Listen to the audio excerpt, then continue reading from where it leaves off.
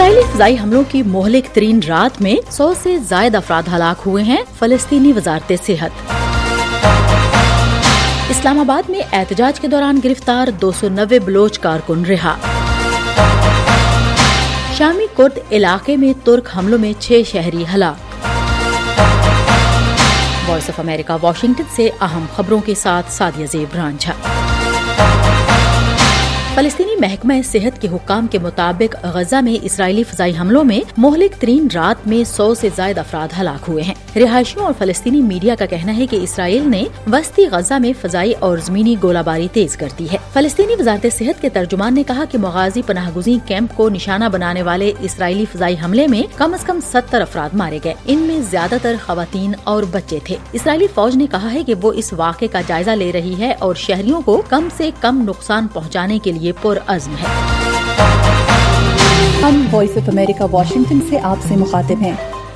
Pakistani police نے پیر کو ان 290 بلوچ کارکنوں کو رہا کر دیا جنہیں گزشتہ ہفتے اسلام آباد میں احتجاج کرنے کی کوشش کے دوران گرفتار کیا گیا تھا۔ ان کی رہائی احتجاج کے منتظمین کی جانب سے حکام کو حراست میں لیے گئے تمام افراد کو رہا کرنے کی ڈیڈ لائن دینے کے چند دن بعد عمل میں آئی ہے۔ رہائی پانے والے ایک طالب علم نے بتایا کہ پولیس نے کچھ مظاہرین کو تشدد کا نشانہ بنایا۔ کئی مظاہرین نے پیر کو بھی اسلام آباد پریس کلب کے باہر اپنا دھرنا جاری رکھا۔ کارکن مہرنگ بلوچ نے کہا کہ پولیس اور حکومت ابھی تک لاپتہ افراد کے مسئلے کو حل کرنے میں یا لاپتہ افراد میں سے کسی کو رہا کرنے میں ناکام رہے ہیں۔ کسی لاپتہ افراد کے متعلق تو انہوں نے کوئی بات ہی نہیں کی ہے، یہ تو وہ لوگ ہیں جو اسلام آباد پولیس نے گرفتار کیے تھے۔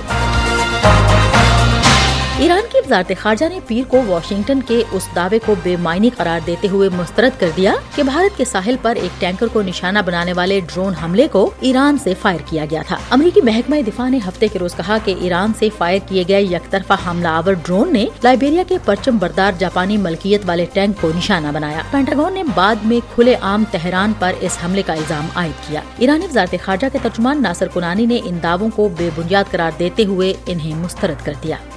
رو به شکل کامل مردود و بی ارزش تلقی می‌کنیم۔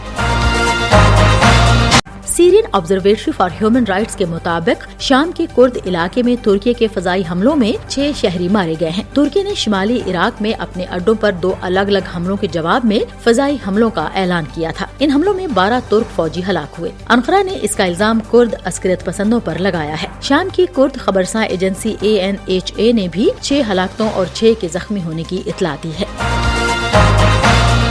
امریکہ کی افغانستان میں خواتین اور انسانی حقوق کے لیے خصوصی ایلچی رینا امیری کا کہنا ہے کہ طالبان کی جانب سے افغان خواتین NGO اور اقوام متحدہ کے عملے کی معطلی سے متاثرین کے لیے امداد کی فراہمی کو شدید خطرہ لاحق ہے۔ انہوں نے اپنے ایکس پیج پر کہا کہ تعلیم اور کام میں خواتین کی شرکت کو مزید متاثر کرنے والے احکامات کا 1 سال مکمل ہونے کے موقع پر ہمیں اس بات پر زور دینے کی ضرورت ہے کہ پابندی ختم کی جائے۔ اسی دوران اقوام متحدہ کے خصوصی نمائندے رچرڈ بینٹ نے ایک بار پھر طالبان سے پابندی ہٹانے کا مطالبہ کیا۔ انہوں نے کہا کہ تعلیم اور کام ایک مکمل اور باوقار زندگی کے لیے ناگزیر ہیں اور خواتین معیشت کے لیے اہم ہیں۔ افغان معاشرے کی فلاح و بہبود اور ترقی کے لیے ان کا تعاون ضروری ہے۔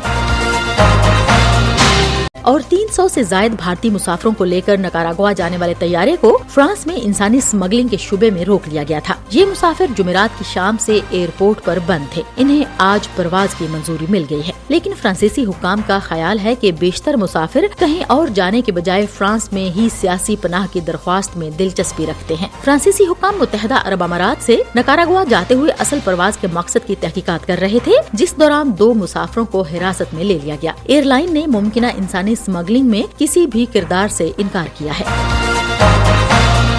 اس کے ساتھ ہی اہم خبروں کا یہ بلیٹن اب ختم ہوتا ہے۔ سعدیہ زیب رانجھا اور ایڈیٹر بہجت جیلانی کو اجازت دیجیے۔